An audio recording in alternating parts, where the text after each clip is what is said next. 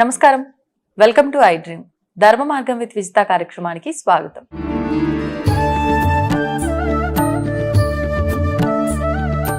నమస్కారం గురుగారు.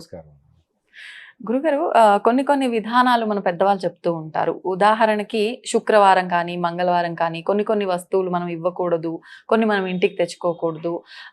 డబ్బు విషయానికి వస్తే కూడా మనము ఎవరికైనా ఇవ్వాల్సి వచ్చినప్పుడు డబ్బు ఇవ్వద్దు, ఆ రోజుల్లో లక్ష్మీదేవి వెళ్ళిపోతుంది, ఇలా చెప్తూ ఉంటారు. మరి ఇలాంటివి అప్పటి వరకు బాగానే ఉన్నాయి, కొన్ని తరాల వరకు ఆచరించారు. ఇప్పుడు ప్రస్తుత రోజుల్లో తీసుకుంటే కొంతమంది ఆచరిస్తున్నప్పటికీ కొంతమంది ఇవన్నీ మూఢనమ్మకాలు అని అంటూ ఉంటారు. కానీ అవి పెద్దలు ఆచరించిన వ్యవహారాలు. మరి వీటన్నిటినీ శాస్త్ర ప్రకారంగా కానీ మనం ఆచరిస్తున్న ఆచార వ్యవహారాల పరంగా కానివ్వండి, మనం ఆచరించడం సరి అయిన పద్ధతి, అసలు ఇలాంటి నమ్మకాలు ఉన్నాయంటారా? చాలా చాలా మంచి ప్రశ్న ఇది. ఇప్పుడు ఉన్నటువంటి పిల్లలకి కావలసినటువంటి విషయం ఇది. అవునండి. అయితే మూఢనమ్మకాలు అనేటువంటి పేరు దీనికి పెట్టారు, కానీ అది మూఢంగా నమ్మటం. అంటే దీన్ని రెండు రకాలుగా తీసుకోవచ్చు. ఒకటేమో అసలు దాంట్లో సత్యం లేకుండా నమ్మటం, నిజం లేకుండా నమ్మేసి ఏదో ఒకటి చేసేయటం. ఒకటేమో మూఢంగా, అంటే మన పెద్దలు చెప్పారు, గుడ్డిగా నమ్మటం. గుడ్డి అనకుండా మూఢం అన్న అంతే. కాబట్టి అట్లా ఈ రెండు రకాలుగా దీన్ని తీసుకోవచ్చు.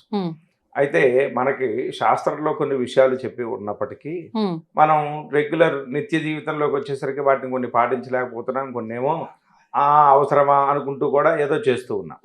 కానీ ఈ మంగళవారం శుక్రవారం డబ్బు ఇవ్వటం అనేటి విషయంలో దాన్ని మనం బాగా లోతుగా ఆలోచించాలి.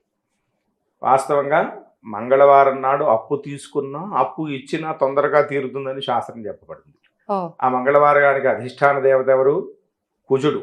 కుజుడు యొక్క తత్వం, కారకత్వం ఏమిటి అంటే రుణాలు, అప్పుల్ని పోగొట్టడం, అప్పుల్ని తీర్చడం, ఇటువంటివే. కాబట్టి అప్పు తీసుకుంటే తొందరగా తీరిపోతుంది. అప్పు ఇస్తే తిరిగి యాజిటీజ్ గా మళ్ళీ వచ్చేస్తుంది. 10 లక్షలు ఇస్తే 9 లక్షలే రాకుండా 10 లక్షలే యథావిధిగా వచ్చేస్తుంది. కాబట్టి ఆ రోజు ఇవ్వటంలో దోషం లేదు. అట్లాగే శుక్రవారం నాడు లక్ష్మీదేవి వస్తుంది పోతుంది అనేటువంటి విషయం కూడా, అది దాంట్లో ఉన్నటువంటి విషయం ఏమిటి అంటే అకారణంగా నువ్వు ఆ రోజున డబ్బు ఎవరికి ఇవ్వకు. ఏదో ఒక కారణం ఉంటే ఇవ్వవచ్చును. శుక్రవారం నాడు ఏదో ఇంట్లో పెళ్ళో గృహప్రవేశమో వ్రతమో పూజో ఏదో చేసుకున్నాం, ఆ రోజు నేను పూజ చేసుకున్న డబ్బులు ఇవ్వను అంటే అది తప్పు. ఎవరో వచ్చారు ఏదో అడిగారు, ఇవ్వమంటే ఆ రోజు కాకుండా ఇంకో రోజు ఇస్తానులేండి అని చెప్పారు. ఎందుకు అంటే శుక్రవారం నాడు లక్ష్మీదేవికి ప్రీతి అయినటువంటి, కాబట్టి ఆ లక్ష్మీదేవికి ప్రీతి అయినటువంటి రోజున మనం నిష్కారణంగా లక్ష్మీదేవిని వాటి వెళ్ళిపోమ్మా అని అట్లా పంపించకుండా అట్లా మన దగ్గర అడ్డు పెట్టుకోవటం. అయితే ఇది ఎట్లా మారింది రాను అంటే ఏదైనా ఇంట్లో పని చేయించుకోవటం, ఆ డబ్బులు ఇవ్వకుండా పోవటం, అది తప్పు. ముమ్మాటికి తప్పు. ఎప్పుడైతే మన దగ్గర మనం ఒక ఎదుటి వ్యక్తి నుంచి మనం ఒక సహాయం కోరాం, ఒక పని చేయించుకున్నాం, ఒక పూజ చేయించుకున్నాం, పూజనే కాదు, పూజ గురించే నేను చెప్పట్లేదు, మన ఇంట్లో ఏదో ఒక పనివాడు వచ్చాడు, రిపేర్ చేశాడు, వాడికి నేను వాడు శుక్రవారం డబ్బులు ఇవ్వను అని అనకూడదు. ఎందుకంటే వాడి ద్వారా నువ్వు ఒక ప్రతిఫలాన్ని పొంది ఉన్నావు కాబట్టి, వాడు కూడా దాన్ని ఆశించే వచ్చాడు కాబట్టి, వాడి జీవనాధారం కూడా ఇదే కాబట్టి, ఆ పని చేసుకోగానే వెంటనే దాని యొక్క ఫలాన్ని వాడికి ఇచ్చేసేయాలి. నువ్వేమో వాడి ద్వారా ప్రతిఫలాన్ని పొందావు, ఏదో ఇంట్లో ఏసీ పాడైపోయింది, ఎండాకాలం అదిరిపోతున్నా, వాడు వచ్చి బాగు చేశాడు, దాన్ని వాడి పని చేశాడు, ఆ సుఖాన్ని నువ్వు అనుభవిస్తున్నావు, వాడు పడినటువంటి కష్టానికి ఫలితాన్ని నువ్వు ఇవ్వట్ల. కాబట్టి వాడి మనస్సు బాధపడుతుంది, అయ్యో ఇంత కష్టపడి మనం అదేదో శనివారం చేయించుకోవచ్చుగా, అదేదో గురువారమే చేయించుకోవచ్చుగా, ఇవాడే నాతో చేయించుకోవాలా అంటాడు వాడు. వాడి మనస్సు బాధపడిపోతుంది. కాబట్టి అటువంటి పనులు చేయించుకున్నప్పుడు ఈ డబ్బు ఇవ్వటంలో ఏ రకమైనటువంటి సందేహము లేదు, ఇవ్వవలసిందే. అట్లా దాని వల్ల దోషం కాదు. నిష్కారణంగా ఇవ్వాల్సినటువంటి పని లేదు. నిష్కారణంగా ఎవరో అప్పు అడిగారు, ఆ రోజున ఇవ్వకండి, ఇంకొక రోజు ఇవ్వండి, దానికి దోషం లేదు. ఎందుకంటే ఎవరి ద్వారా అయినా మనం ప్రతిఫలాన్ని పొంది ఉంటే వెంటనే వాళ్ళకి ఆ పని చేసేయాలి. లేకపోతే ఏమవుతుందంటే ఒక రోజు కనుక ఆపితే దానికి 2 ఇవ్వమన్నారు, ఒక వారం రోజులు కనుక ఆపితే దానికి 20 ఇంతలు చేసేయమన్నారు, ఒక నెల ఆపితే 50 ఇంతలు చేసేయమన్నారు, సంవత్సరం ఆపితే 100 రెట్లు ఇవ్వమన్నారు. కాబట్టి ఆ ప్రతిఫలాన్ని పొందిన తర్వాత ఆ ద్రవ్యాన్ని అది మంగళవారం కావచ్చు, శుక్రవారం కావచ్చు, అమావాస్య కావచ్చు, ఏ రోజైనా సరే ఇవ్వవలసిందే.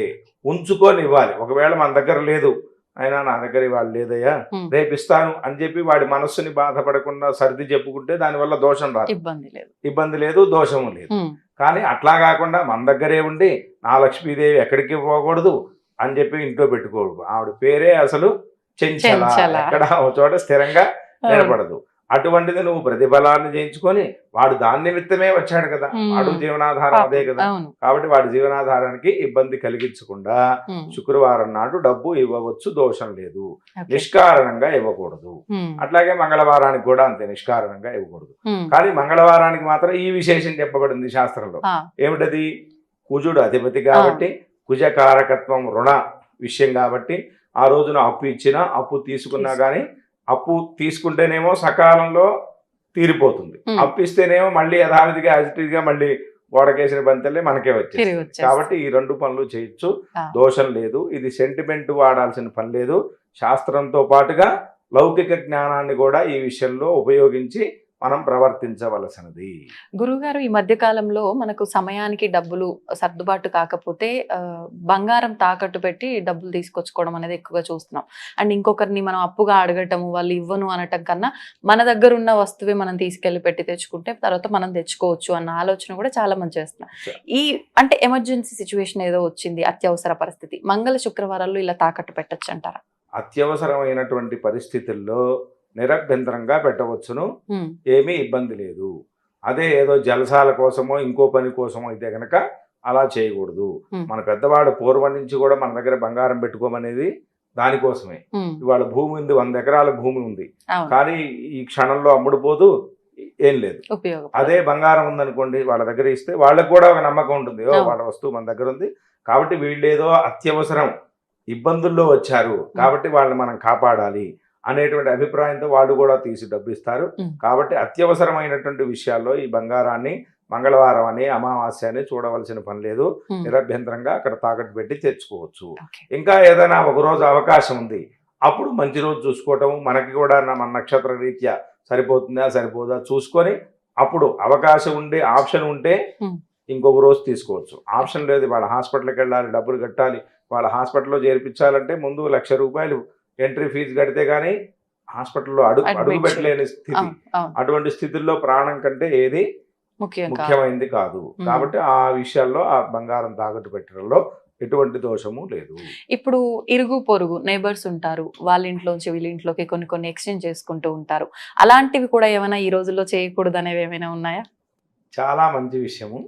అయితే ఎదుటి వారికి సహాయం చేసేటువంటి సందర్భంలో వాళ్ళకి ఎంత అవసరం ఉంది, వాళ్ళు ఏ స్థితిలో ఉన్నారు అనేది గమనించి అట్లా చేయటం వల్ల కూడా దోషం లేదు. అదే వాళ్ళు ఏదో మామూలుగా ఏదో ఇల్లు కట్టుకోవాలి, లేకపోతే ఇంకేదో కారు కొనుక్కోవాలి, ఇంకేదో చేయాలి, నాకు బంగారవి నేను తాకట్టు పెట్టుకొచ్చుకుంటా, లేకపోతే ఇంకోటి అంటే వాళ్ళకి ఆ సందర్భంలో ఇవ్వకూడదు. ఎందుకంటే వాళ్ళు కాకపోతే రేపు కాకపోతే ఎల్లుండి చేసుకోవచ్చు. వాటికి వాళ్ళు కారు కొనుక్కపోతే ప్రపంచానికి కానీ మనకు కానీ వచ్చిన నష్టం ఏమీ లేదు. అదే ప్రాణాపాయ స్థితిలో ఉన్నారు, ఏదో ఇంట్లో పెళ్లి జరుగుతుంది, వచ్చిన బంధువులు చాలా మంది ఉన్నారు, అమ్మాయికి ఇంట్లో ఏదో డబ్బు ఉంది, అవంతా దోచుకుపోయారు, ఇప్పుడు ఆ పెళ్లి జరగాలి. అటువంటి సమయంలో గనక స్థితిలో మన దగ్గర ఉన్నటువంటి ఆ బంగారమో డబ్బో ఇవ్వటం వల్ల ఇంకా ఎక్కువ పుణ్యం వస్తుంది అని చెప్పొచ్చు. ఎప్పుడైనా ఏదైనా దానం చేసినా సహాయం చేసినా ఎవరికి చేయాలి? ఆపదలో ఉన్నటువంటి వాడికి చేయాలి. అంతేగాని జలసాలు చేసేటువంటి వాడికి చేస్తే ప్రయోజనం ఏముంది? సముద్రంలో తీసుకెళ్లి బిందె నీళ్లు పోయటం వల్ల ఏమన్నా కిం ప్రయోజనం? ఎవరికైనా ప్రయోజనం ఉందా? లేదు. అదే ఆకలి కన్న వాడికి అన్నం పెడితే వాడు అబ్బా హాయిగా ఉందిరా అని వాడు తింటాడు. అట్లాగే ఆపదలో ఉన్నటువంటి వాడికి మనం సహాయం చేస్తే ఆ పుణ్యం రెట్టింపు ఫలితం వస్తుంది. అనవసరంగా వాడి కనుక చేస్తే ఆ దోషం మనకు కూడా కొంత వస్తుంది. కాబట్టి ఎదుటివారి స్థితిని బట్టి మనం నడవవలసి ఉంటుంది. సంతోషం గురుగారు, ధన్యవాదాలు. శుభం. And for more videos, please subscribe to iDream channel. Subscribe to iDream Media. Please subscribe to iDream. Please subscribe to iDream. Please subscribe iDream. And please subscribe to iDream. For more videos, subscribe to iDream. please like, share and subscribe to the channel. Congratulations, iDream. Subscribe to iDream. Subscribe to iDream. So subscribe to iDream Media. iDream ki iDream team andarki huge congratulations. Please subscribe iDream Media. Please subscribe to iDream. Subscribe iDream. Please subscribe to iDream. I dream అంటే నా కళల channel subscribe చేసుకున్న నోరు తిరుగుతలేదు, మీరైతే గంట గుర్తు కొట్టండి. For more such videos, please subscribe to iDream. Subscribe to iDream. Please subscribe to iDream. Please subscribe iDream Media. Please do subscribe to iDream. Please subscribe to iDream Media. For best entertainment and information, please subscribe iDream. And don't forget to subscribe to iDream.